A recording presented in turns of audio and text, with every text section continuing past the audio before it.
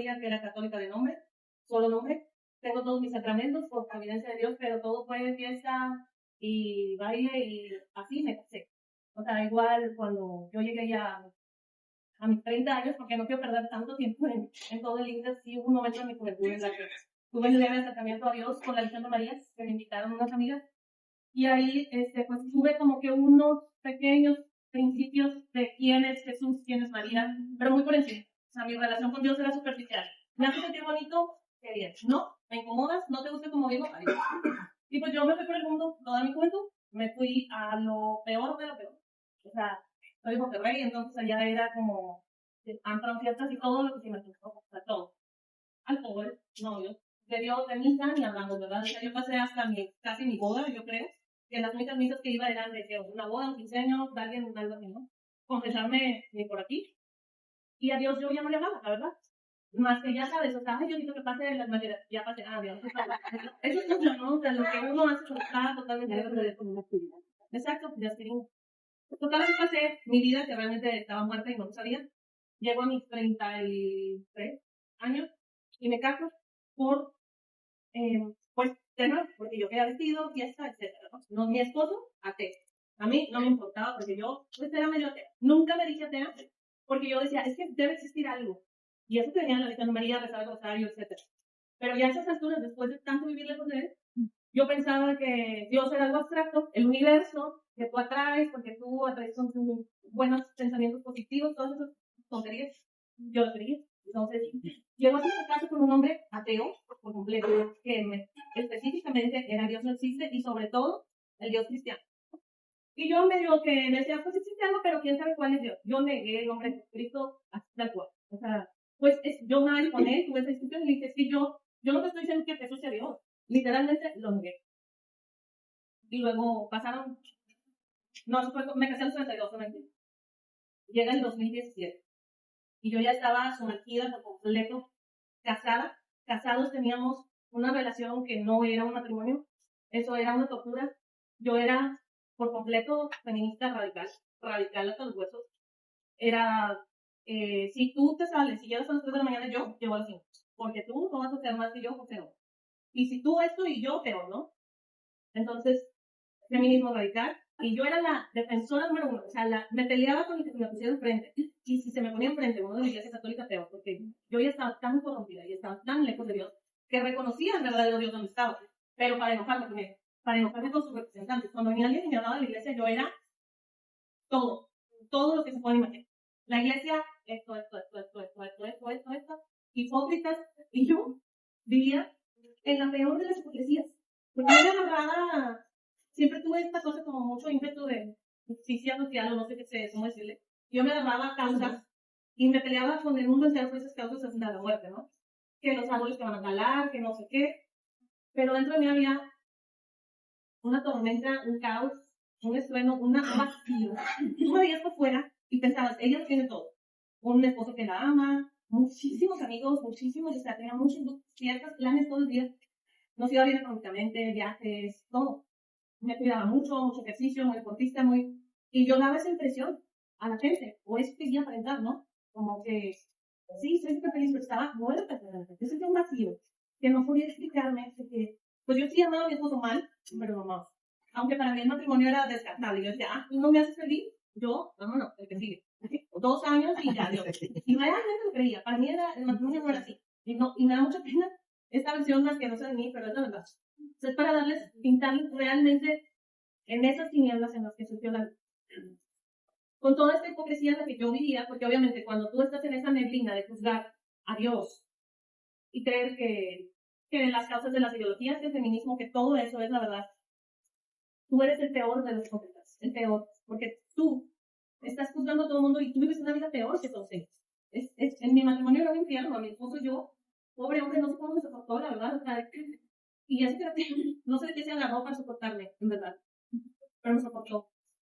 Y en el 2017, en el pleno bloqueo de mi porquería, yo ya vivíamos en San Antonio, Texas, mi esposo le consiguió un trabajo allá, y yo voy a Monterrey solamente a pura cosa superficial que era mi mundo, ¿no? A ponerme uñas, a ponerme extensiones, a poner no sé qué, a salirme de borrachera con mis amigas 3 días. Traía yo 3 días en la tele.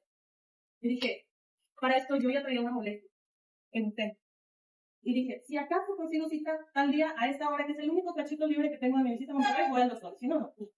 Y conseguí cita ese día, el doctor, pero ese mismo día, llego a la mañana con el doctor, temprano, para las 8 de la noche, ya no la hago larga, todos los estudios seguiditos uno tras otro. Y en la noche el doctor me dice, porque yo lo confronté, soy muy confrontativa, y le dije, dígame la verdad, doctor, no me la larga, no me mande de que, ay, espérate el resultado de patología. Dígame ya. En mi experiencia, sí, 90% de posibilidad de que eso sea.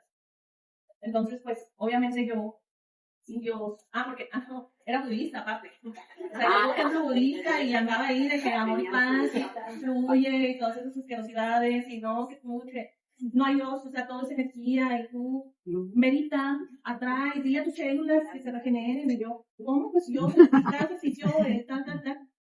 Y estaba en shock, salí de ahí, pero, eso sí, muy budista y muy deportista, pero tomado de lunes a domingo. Y era desde el lado de lunes a domingo, o sea, incoherente, amando todo. Total de que salgo del consultorio, me siento en la sala de espera, y en shock, sin llorar ni nada. Yo no sé qué cara tendría, pero a lo mejor estaba así como venado. Pero estaba nada más sentada, y una señora que no conocía se acercó y se sienta al lado mío y me dice, ¿qué te pasa? ¿Estás bien? Y le dije todo. Yo no había, ni a mi esposo le había dicho a nadie, porque yo andaba sola en Monterrey, había ido de visita, mi esposo se quedó en San Antonio, y yo todavía no asimilaba las cosas, y dije, pues no la conozco, le voy a decir, ¿no? Y le dije todo. No, que me dijeron así, esto, que no sé qué. A mí Dios me por aquí, ¿verdad? O sea, yo era como, ¿qué sigue? Porque también soy muy de, bueno, ¿qué sigue? Al doctor, lo primero que le dije, bueno, ¿qué vamos a hacer? O sea, ¿y aquí qué sigue? Entonces, me dice la señora, ¿crees en Dios? Y yo le dije, sí, pero la verdad, como que me dio pena decirle que no. Y era como que, no sé, y yo era Dios, pues el universo, ¿no? O sabrá Dios que fuerza abstracta que anda por ahí. Y le digo, sí. Y me dice, me agarra del hombro, porque está sentado mío.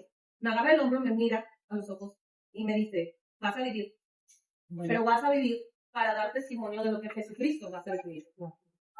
Y por primera vez en años escuché la palabra Jesucristo. Y algo hizo dentro de mí. Algo. Me resonó. Algo que me hicieron en mi juventud, en algún momento. Y se quedó ahí. Y la señora, aparte de todo, tenía algo que yo tenía décadas de no ver. Algo había en ella que yo no veía en nadie a mi alrededor. Ni en mi familia, ni en mis amigos, mucho menos en mí misma. O sea, algo que yo añoraba y ella tenía y yo no. Entonces la señora me pide el teléfono y por teléfono me dice, estoy llorando por ti. Muy linda la señora. Y así, yo así, señora, yo haciendo meditaciones budistas, para hablarle a mis células que se pueden solas, porque la fuerza y el poder seguir están dentro de mí, y yo puedo andar sola. Esas cosas creía. Y estaba así, ¿no?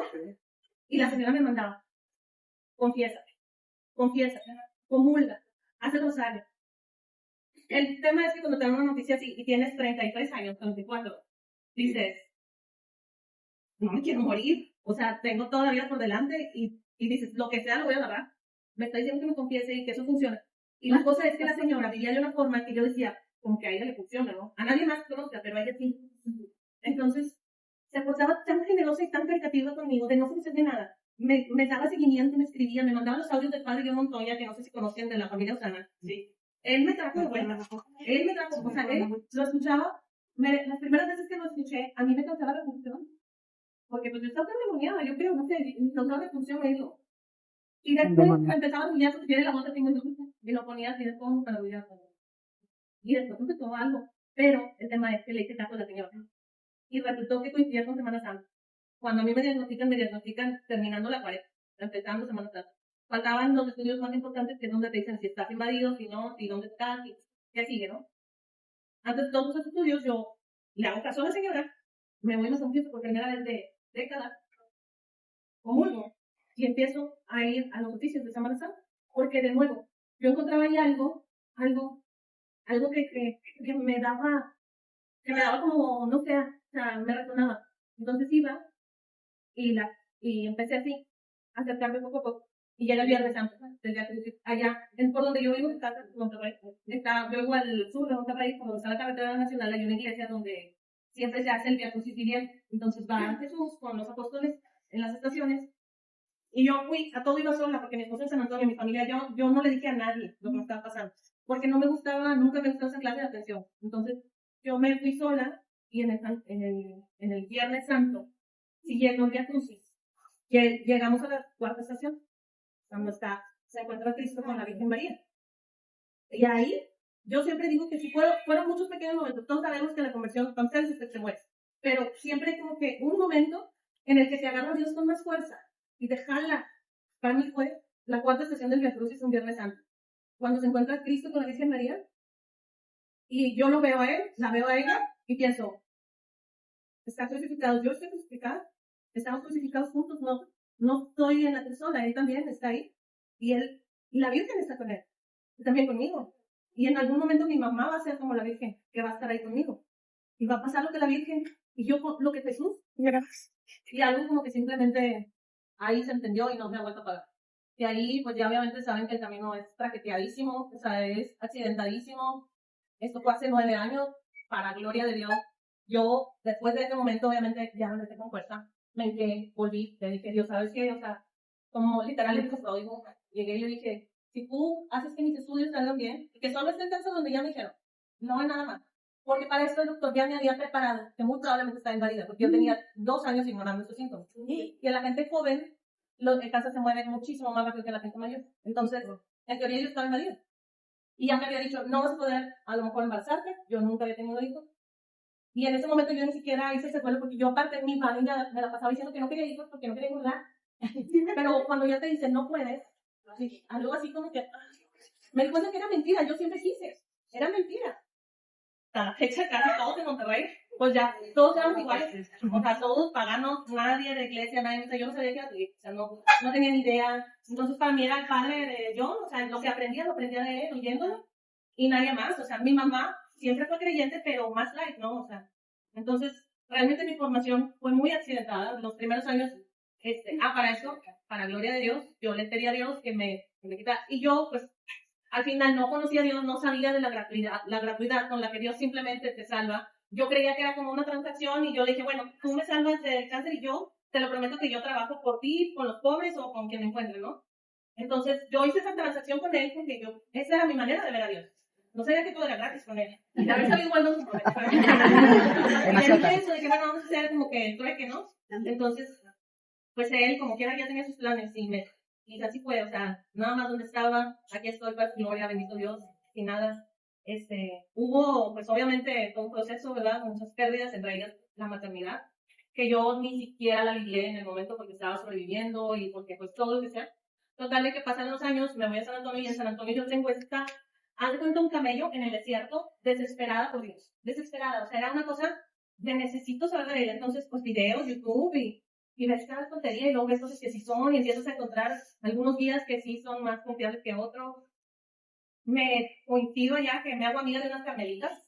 Dios las pone ahí de que mi hija nació perdida, a veces para acá, contarle que me pone a unas carmelitas. Me hago amiga de ellas y les digo, en algo les ayudo, llévenme al convento o algo.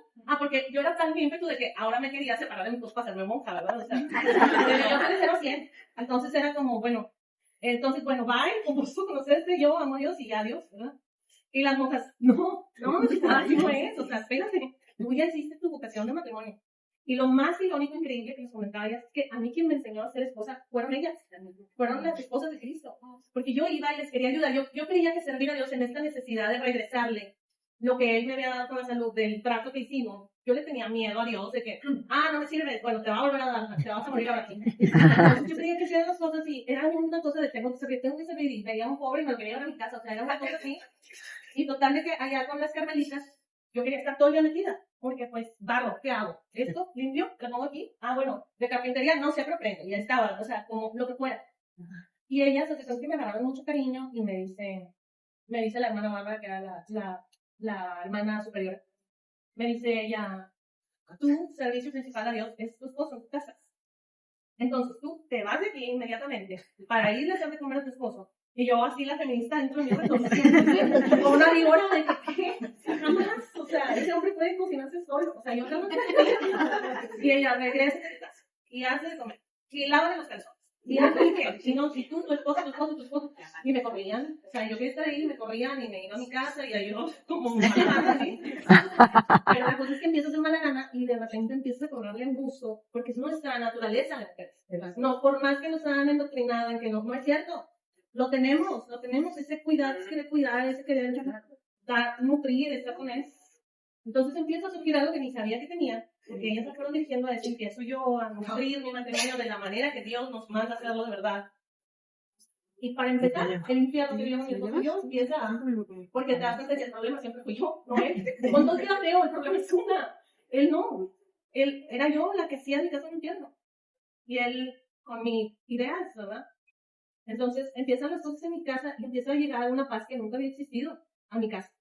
Yo obviamente sigo buscando los sacramentos, la confesión, la comunión, y en ese celo que traes, y en el desconocimiento, ignorancia, sin grupo ni nada, en una comunidad, tienes que ir a confesarte a mi esposo que ateo, ¿verdad? O sea, y ve como comulga, porque no sé qué, te vas a ir al infierno, o sea, con unas cosas que he hecho, que de verdad Dios lo veo en el cielo, de que basta, por favor, ya cállate. Entonces así fue muy atropellado, ¿no? Estos años. Pero ahí anduve, las monjas fueron ese primer soporte que me dio Dios, fue como que él sabe que mi mamá siempre me ha dicho que yo soy un elefante en una cristalería. Dice, tienes las mejores intenciones, pero haces perdón la palabra, es mal. Te mueves y tiras todo, avientas todo y haces un mugre. Entonces yo siempre le digo a Dios, perdón, no le pase porque no es lo que quiero, pero al final hago el mal que no deseo, ¿verdad? Entonces, regresamos a Monterrey con el COVID. Pero mi esposo y yo ya teníamos una relación que nada que ver, renovada. Él me tenía miedo, el pobre, o sea, era que un chorro de cosas así como que esperaba de mi mal misteria y no, o sea, no. Entonces, esto fue hace 9 años. Yo aprendí porque los sacerdotes en mi camino, las hermanas, para empezar empiezo a ver la Iglesia Católica como lo que de verdad es. O sea, la verdadera presencia de Dios está en la Iglesia Católica y en ningún otro lugar. Porque al principio yo, en relativismo, yo, les soy sincera, yo iba a iglesias protestantes y yo era muy open. Entonces, pues Cristo es Cristo, ¿no? Yo sé que con Cristo es voy a verlo acá donde cantan y que se siente bonito. Yo iba y aquí no está, aquí no hay nada. Y yo iba a la iglesia y era una reverencia y una cosa que me tumbaba al piso y eran lágrimas y lágrimas y lágrimas de santísimo. Que bueno, total que pasan los años, regreso a Monterrey. Y en Monterrey, pues con el COVID y todo, de todas maneras, uno busca la manera. Y empezaba yo a buscar como que ir al hospital a repartir comida, todos allá y allá. Veíamos como que yo quería entrar porque empecé a sentir una ansiedad de la gente que se moría dentro del hospital, sin sacramento, sin reconciliarse con Dios. Y me daba mucha ansiedad no poder entrar, nada más repartir comida afuera.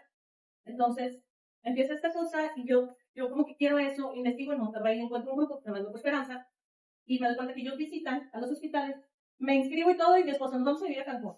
Y yo, bueno, total de que pues ya soy mujer de que sigue su esposo, nos vamos. Qué remedio. Digo, tampoco es que sufriera, ¿verdad? Me encanta. Nos venimos acá, pero yo ya traía esa espinita del hospital. Llego aquí hasta, somos de aquí de esta parroquia. Obviamente lo primero que necesito es una parroquia, pero yo sigo sin comunidad. Quiero enfatizar eso que es muy importante ahora que estoy en Rey. Sigo todo este tiempo sin comunidad. Entonces, ahí manejándome sola como puedo, con los sacerdotes que conozco al padre Juan Gabriel Guerra, desde aquí, que llegamos juntos a Cancún. Él llegó hace 3 años igual, yo tenía un mes y él llegó. Yo recuerdo el momento en el que él entró a Cristo resucitado, recuerdo haberlo visto pasar y sentir yo tengo que visitarlo a él. Y yo tenía una ansiedad de confesarme cuando lo vi ese día y me confesó un lunes aquí en Cristo resucitado que no confiesan a las 7 de la noche. Él me confesó. Yo me vine rogando a Dios en mi casa de que pecador te había cometido, quién sabe, y yo, por favor, que haya alguien que me confiese. Y estaba el padre, así lo conocí. Entonces empezamos él y yo a platicar, me confieso, nos somos amigos. Y también el padre Robin empezó a platicar con él. Y un día le digo al padre, no hay que ir a apostolado para enfermos. No, pero hazlo. Después me enteré que los missionarios son fundados. ¿Son qué? Fundados a hacer eso. Si te vas a quejar, se la solución. No lo digo tal. Total, de que dije, ya cuando la sentí bien directa, dije, pues ya no hay escapatoria, lo tengo que hacer. Total, así nació Grupo Esperanza. El padre Juan Gabriel nos acompaña, visitamos enfermos cuando gusten, son bienvenidas en la clínica 3 todos los miércoles.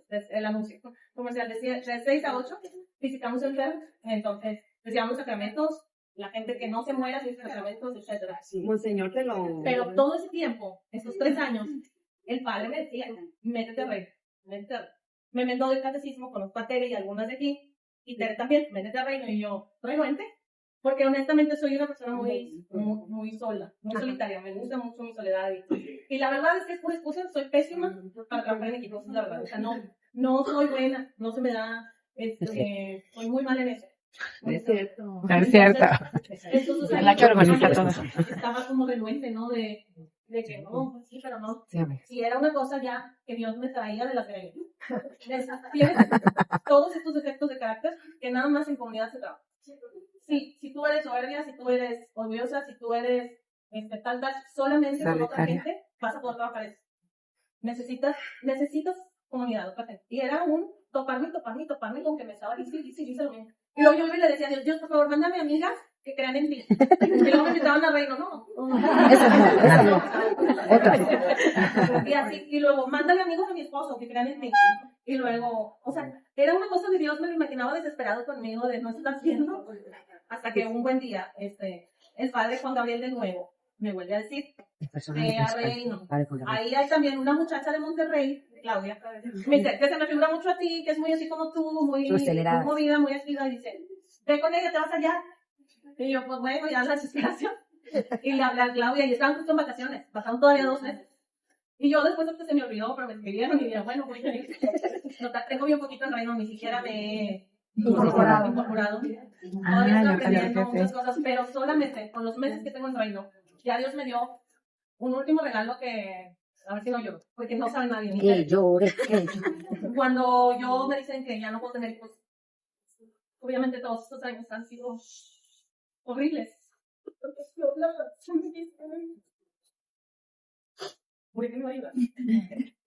Y pasó el tiempo y para mí era un dolor que cargaba todos los días de madre, veía todo mi entorno, todas mis amigas viendo a sus hijos crecer. Y yo decía, mi soberbia, mi orgullo que me llevó a decirte, Señor, que yo no quería hijos. Y me diste lo que quería. Tú me oíste, ¿verdad? Que te dije que no quería. Y al final, nunca sentí coraje por nadie. De hecho, amo, de verdad lo amo con todo mi corazón a mis sobrinos, a hijos de mis amigas con las que soy cercana. Es la manera en la que me ha permitido estar cerca de niños y que los amo de verdad. Pero yo quería a los niños. Entonces pasó el tiempo y el feminismo me convenció tanto de que ni quería hijos, que logró suprimir en mí un deseo con el que yo tenía de niña. Me convenció de que no lo quería. Me convencí. Y todos estos años me han dado cachetada tras cachetada en la cara de que, mentirosa, siempre quisiste ser mamá desde que eras niña. Esto, quién sabe qué, por qué decías eso. Total que aquí en Cancún, el año pasado, yo me habían dicho que podía ser mamá si lo hacía de una manera que sabemos que no agrada a Dios, ¿verdad? Que me dijeron que congelar embriones cuando al principio de mi tratamiento. Óvulos. Entonces, primero me dijeron embriones y a mí algo me sonó terrible en eso y a pesar de que estaba empezando mi conversión, yo sabía que algo estaba profundamente mal con hacer y no lo acepté. Me dijeron congelé óvulos porque yo todavía no sabía muy bien de Dios, ¿verdad? Esto lo estoy hablando hace 9 años. Entonces pasan los años, pero traía yo esa cosa de cómo tengo óvulos ahí. Voy aprendiendo, formándome, me doy cuenta que la manera de que tú te puedas embarazar con un óvulo es que lo fecunden fuera de tu matriz, lo hagan embriones y luego lo metan. Dije, es lo mismo. Estoy agarrando la mano de Dios y obligándolo a darme una vida que Él no me quiere dar, porque Él tiene otros planes. Y no estoy aceptando su voluntad, estoy luchando contra su voluntad. Entonces, antes de venirme a vivir a Cancún, me fui a la clínica de fertilidad donde tenía mis óvulos congelados, que pagamos un dineral. Dije, dame mis óvulos, me los dan, y los tiré todos, los rompí todos. Y le dije a Dios, ¿sabes qué? O sea, me duele en el alma, pero ni modo. No quieres darme hijos, no me los vas a dar. Acepté eso, pero siguió un dolor, nunca Dios permitió que se volviera amargura porque es muy bueno conmigo, pero un dolor, y un 10 de mayo más, y era un dolor. Y yo ya ni quería ir a Monterrey el 10 de mayo. Este es el primero que voy, pero tenía 1000 que no quería ni ir porque ni siquiera quiero ver a mi mamá. O sea, de esa cosa, y aparte sentir que le fallé a ella, que no la hice abuela, o sea, horrible. Entonces, el año pasado, de la nada, resulta que me embaracé. Me habían dicho que era imposible, que no era posible. Honestamente, lo perdí, ¿verdad? Entonces, me embaracé y me di cuenta como a las 3 semanas que lo había perdido. Justamente cuando me entero, me confirman que estaba embarazada. Yo tengo en mi casa aquí, un altar con el Sagrado Corazón de Jesús. Tengo todo, me hinqué, se lo di. Le dije, es tuyo. O sea, no sé si esto va a darse o no, pero es tuyo, te lo doy. A las horas lo perdí. Entonces, suena algo, a lo mejor voy a decir algo que no sé si esté teológicamente equivocado o no, y que a lo mejor sueno como trastornada, pero Dios al darme eso y al quitarlo o al llevárselo, no, lo que yo siento profundamente dentro de mí que hizo fue hacerme mamá. Me dio un hijo porque la iglesia nos enseña que en la concepción sopla Dios la vida y el alma es eterna. Y el alma va con Dios. Y nosotros nos quedamos, pero algún día, cuando me muera, Dios tal vez permite que yo conozca el fin. Entonces, pasó eso y algo salió dentro de mí. Y empezaron a pasar cambios que yo veía cosas que antes me torturaban y ya no sentía dolor. Y luego llegó este 10 de mayo que nunca había querido ir a Monterrey en todo este tiempo y fui con mucho gusto. Y yo les festejé a mi suegra, a mi cuñada, a mi mamá. Yo les organicé todo el pastel y sin nada de dolor en mi corazón. Porque Dios al fin me dio lo que le pedí, aunque no lo pueda hacer yo en esta vida. Y después, un día con Tere, en el encuentro, tenía poco de haber pasado esto, y Tere dice que, no sé si puedo contar, Tere, no voy a contar detalles, pero que cuando ella estaba contando la historia de ella, nadie sabía nada de mí, es literal, mi equipo también es la primera vez que escucha esto, que contaba.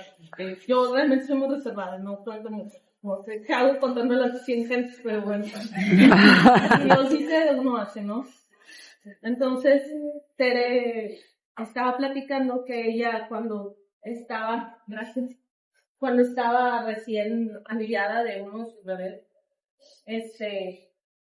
ella sentía un llamado a ir a un retiro que tenía que ir, y estaba en la cuarentena, recién aliviada. Entonces, dice que pues había dicho que no, y que en oración con su esposo era una insistencia de Dios que fuera. Total, ellos lo entendieron como por obediencia tienes que ir aunque tu bebé tenga días, ¿verdad? Y Tere se fue así, al retiro. Y entonces dijo algo. Porque Tere no lo sabía, pero un día antes de eso, yo había estado pensando mucho en mi bebé, la vida que no tuve con él aquí, ¿verdad? Y había estado con algo de dolor, porque obviamente como quiera a veces duele. Y había estado con algo de dolor por eso, y pensando en que pues, o sea, pues sí, no lo tenía aquí, etcétera. Tere cuenta su historia y termina su historia contando que llega al encuentro, al retiro al que iba, y dice que lo primero que vio fue una imagen enorme de la Virgen María con un bebé cargando. Y que Tere pensó en ese momento, mientras yo te sirvo a ti aquí, tu mamá estás cuidando a mi bebé. ¿Qué mejor madre que ella para cuidar a mi bebé?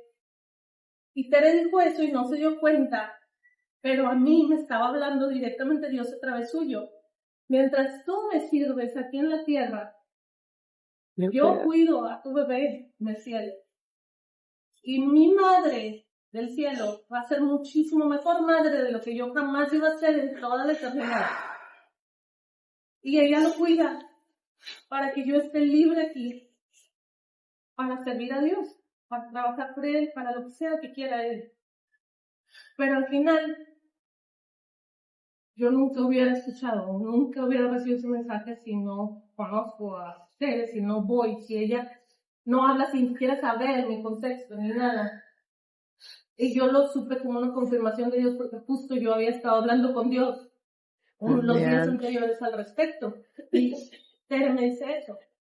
Y entonces a mí me viene la imagen y el ímpetu que tengo yo de querer servir a Dios y que no se me apaga con nada.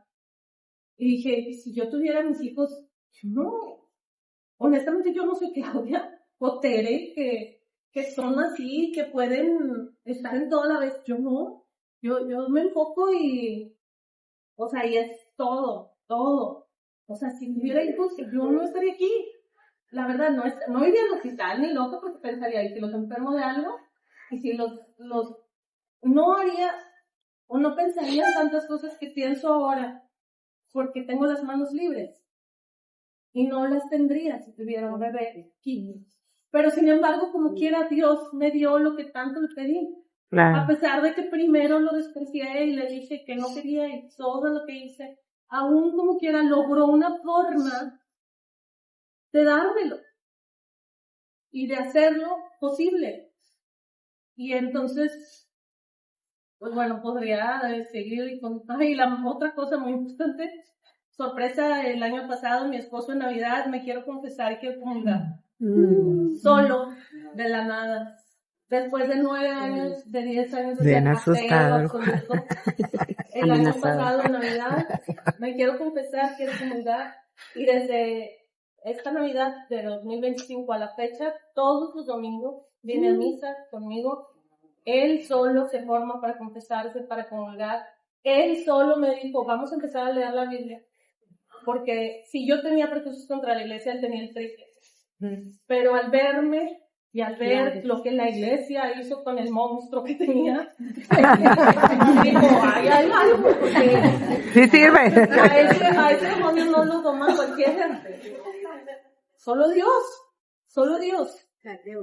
Entonces, al final, también a Juan lo está trayendo, mi Juan y mi esposo.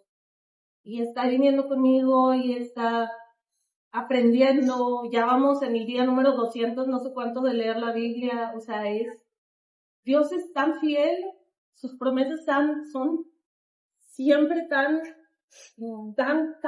certeras. Y la verdad es que yo nada más siempre puedo pensar en lo que dice Pablo, en mi debilidad, Él se fortalece.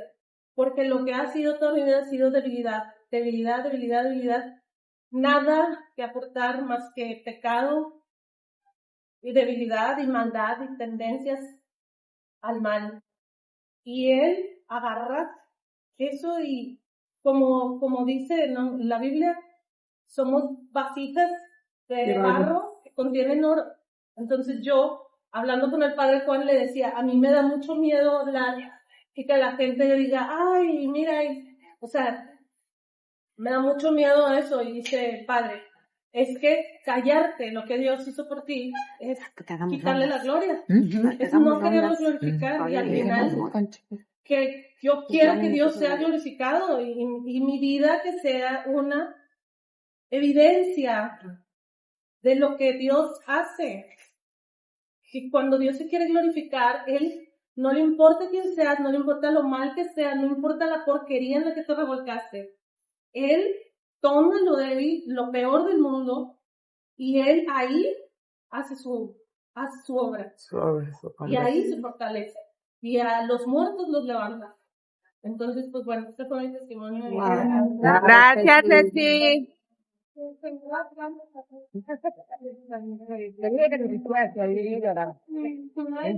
No